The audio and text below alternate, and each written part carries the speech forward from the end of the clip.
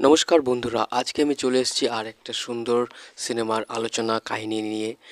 এই সিনেমাটি একটু পুরাতন সিনেমা, কিন্তু সিনেমাটি সে সময়ে খুবই জনপ্রিয়তা অর্জন করতে পেরেছিল। আমি আজকে বলবো পীযূষ শাহর সিনেমা বাজিমাত নিয়ে, যে সিনেমাতে অভিনয় করেছিল সোহম, শুভশ্রী গাঙ্গুলি ও আরও অনেকে। এই সিনেমাটার গল্পটা একটি ফ্যামিলি গল্পের উপরে ভিত্তি করে তৈরি হয়েছে, আর সিনেমাটা অ্যাকচুয়ালি মিউজিক্যাল সিনেমা। তো এই সিনেমাতে নাচ গান এর সাথে সাথে অ্যাকশনও আছে, আর আছে সবার দুর্দান্ত অ্যাক্টিং। আর এই সিনেমাটি পরিচালনা করেছিলেন হরনাথ চক্রবর্তী, আর সঙ্গীত দিয়েছিলেন এস.পি. ভেঙ্কটেশ। তো তো যে আমার চ্যানেলে নতুন এসেছেন তার কাছে অনুরোধ, আমার চ্যানেলটি লাইক করবেন, সাবস্ক্রাইব করে আমার পাশে থাকবেন, যাতে পরবর্তী ভিডিও আপনি সঙ্গে সঙ্গে পেতে পারেন। তো সিনেমার কাহিনী শুরু হয় একটা ছেলে আর একটা মেয়ের জীবন নিয়ে। একটা ছেলে একটা মেয়ে, তারা চায় বড় শিল্পী হতে। এখানে সোহমের যে ক্যারেক্টার আছে তার নাম হচ্ছে শুভ্র, আর শুভশ্রীর যে ক্যারেক্টার আছে তার নাম হচ্ছে ঝিলিক। ঝিলিক মানে শুভশ্রী গাঙ্গুলি, সে থাকে তার নিজের দিদি জামাইবাবুর কাছে। তো সেখানে থেকে সে তার গানের প্র্যাকটিস চালিয়ে যায়। অন্যদিকে সোহম মানে শুভ্র, সে থাকে তার নিজের বাড়িতে। তার জীবনটা শুভশ্রী থেকে অনেকটাই আলাদা। সে একটু নিজের স্বাধীনতার মতোই চলতে থাকে, বাবার মায়ের অমতে। গান শেখার পাশাপাশি সে তার বন্ধুদের সঙ্গেও মেতে থাকে। অন্যদিকে শুভ্র মানে সোহম ঝিলিককে মানে শুভশ্রী গাঙ্গুলিকে খুব পছন্দ করে, তাকে মনে মনে ভালোবাসে। আবার শুভশ্রীও, সেও তাকে মনে মনে ভালোবাসে। দিয়ে একদিন সরস্বতী পুজোর রাত্রে রাত জাগার জন্য তারা বন্ধুরা মিলে মুরগি চুরি করে। দিয়ে সেই ব্যাপারটা সেই মুরগিওয়ালা তার বাবাকে জানায়। দিয়ে তার বাবা এতে চরম অসম্মানিত হয়। সোহমের পরিবারে আছে সোহমের বাবা মা ও তার বড় দিদি। তো তার দিদির জন্য একটা সম্বন্ধের ব্যাপারে একটা ফটো ছেলের বাড়িতে দিয়ে আসতে হবে। তো সেই কথা সোহমকে মানে শুভ্রকে জানানো হয়। সোহম এতে নারাজ থাকলেও সে এতে রাজি হয়ে যায়। কিন্তু অন্যদিকে শুভশ্রী মানে ঝিলিক সোহমকে বলেছিল যে গানের প্র্যাকটিস করবে, তার বাড়িতে আসতে। তো সোহম মানে শুভ্র এটার জন্য খুবই আনন্দিত ছিল যে তাকে তার ভালোবাসার মানুষটি ডেকেছে। তো বাবার সঙ্গে সে চলে যায় বাসে করে সেই ফটো দিতে। কিন্তু তার বাবাকে ফাঁকি দিয়ে সে বাস থেকে নেমে যায় আর চলে যায় ঝিলিকের বাড়িতে।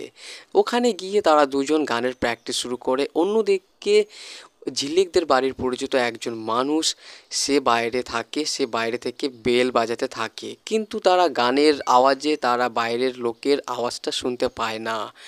দিয়ে তারপরে সেই বাড়ির বাইরে সেই লোকের সাথে তার জামাইবাবু দিদিও চলে আসে। দিয়ে তারা সবাই মিলে ওই ঘরে ঢোকে, আর ঘরে ঢুকে দেখে ঝিলিক সেই ছেলের সঙ্গে গানের প্র্যাকটিস করছিল। আর যে লোকটা দাঁড়িয়েছিল বাইরে সবার আগে, সেই লোকটা খুবই অপমানিত হয়, সেটা তার মনে হয়। আর সে সোহমকে মানে শুভ্রকে অপমানিত করে, এমনকি মুরগিচোর বলেও অপমানিত করে। আর এই ব্যাপারটার জন্য শুভ্রর মনে খুবই আঘাত লাগে, সে ওই লোকটাকে খুবই খারাপ মানুষ হিসাবে জানে। অন্যদিকে সোহম যে ঝিলিককে পছন্দ করে, ভালোবাসে মনে মনে, সেই ব্যাপারটা তার দিদি জেনে যায়। কিন্তু অন্যদিকে তার দিদি মায়ের কাছে মোটামুটি ভালো ছেলে হলেও তার বাবার কাছে সে একজন ছেলে যে তার কথা শোনে না। কিন্তু অন্যদিকে সে গান বাজনা নিয়ে বেশ থাকে। দিয়ে শুভ্রর পরীক্ষার রেজাল্ট বেরোয় আর সে ফেল হয়। দিয়ে সে একটা জাল মার্কশিট বানায় আর সেটা তার বাবাকে দেখায়, আর তার বাবা ভাবে যে তার ছেলে পাস করেছে। অন্যদিকে তার বাবা চাকরি থেকে রিটায়ার হয়ে যায়। দিয়ে সে ছেলের এই ব্যাপারটা দেখে খুবই আনন্দিত হয়, আর সে ভাবে যে তার ছেলেকে সে একটা ভালো কর্মজীবন দেবে। তো সোহম মানে শুভ্র তার শিল্পী হওয়ার জন্য সে এক জায়গায় গিয়েছিল একটা স্টুডিওতে। তো সেখানে গিয়ে সে জানতে পারে তার এই শিল্পী হওয়ার পিছনে কিছু টাকা খরচ করতে হবে। দিয়ে তার বাবাকে সে বলে, মিথ্যা কথা বলে। দিয়ে তার বাবা টাকাটা দিয়ে দেয়। কিন্তু তার বাবার কর্মজীবনের এই টাকাটা ছিল শেষ সম্বল। দিয়ে সে স্টুডিওতে যায়, গিয়ে দেখে যে তার এই ব্যাপারটা পুরো ফলস। সে এটা জানার পর সে খুবই ভেঙে পড়ে, আর পরে স্টুডিওতে গিয়ে সে স্টুডিও ভাঙচুর করতে থাকে।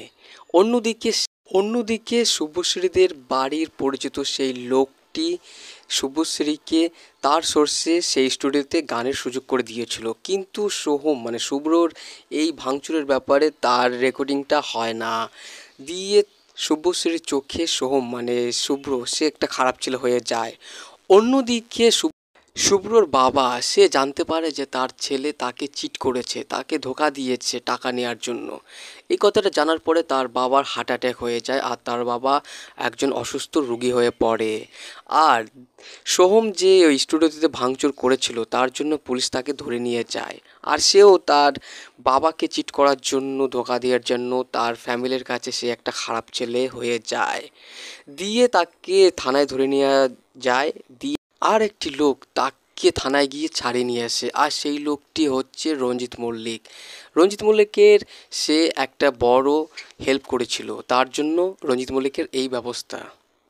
দিয়ে সোহম মানে শুভ্র তার পরিবারের পাশে দাঁড়ানোর জন্য, পরিবারকে ভালো রাখার জন্য সে মনে করে সে একটা কাজ করবে। তার জন্য সে রঞ্জিত মল্লিককে বলে যে তার জায়গায় তাকে যেন একটা কাজ দেওয়া হয়। তো সে ওখানে একটা ছোটোখাটো কাজ করে, দিয়ে তার সংসার চালায়। আর সেইখানেই কাজ করে ঝিলিকদের বাড়ির পরিচিত সেই লোকটির বাবা। ওনার শুভ্রর মনে সে শিল্পী হওয়ার ইচ্ছা থাকে না। অন্যদিকে শুভশ্রী মানে ঝিলিক সে তার গানের ইচ্ছা, গানের স্বপ্ন সে চালিয়ে যায় তার মতো করে। আর তাদের পাশে থাকে সেই তাদের বাড়ির পরিচিত লোকটি আর লোকটির বাবা।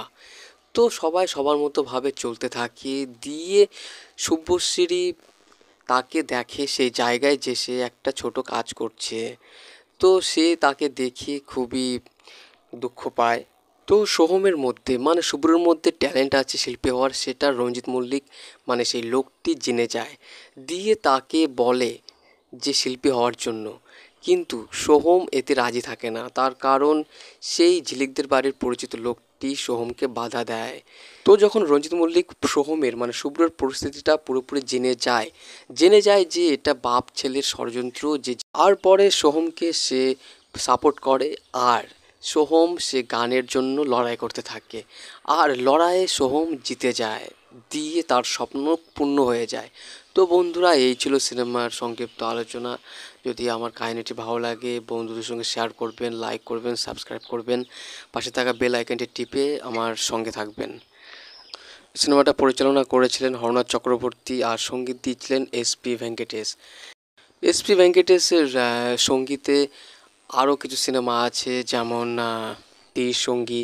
তো এসপি ভেঙ্কটেশের মিউজিকে এই সিনেমাতে যতগুলো গান আছে, গান কটা সবই সুন্দর, খুবই দুর্দান্ত। তো গানগুলো একসময় খুবই জনপ্রিয়তা অর্জন করতে পেরেছিল। তো এই সিনেমাতে কিছু অ্যাকশন দৃশ্য আছে, অ্যাকশন দৃশ্যগুলো যথেষ্ট ভালো।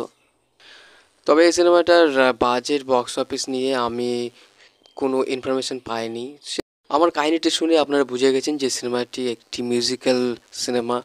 তবে এই সিনেমার মধ্যে ফ্যামিলি কিছু গল্পও আছে, সেটাও আপনারা বুঝেছেন।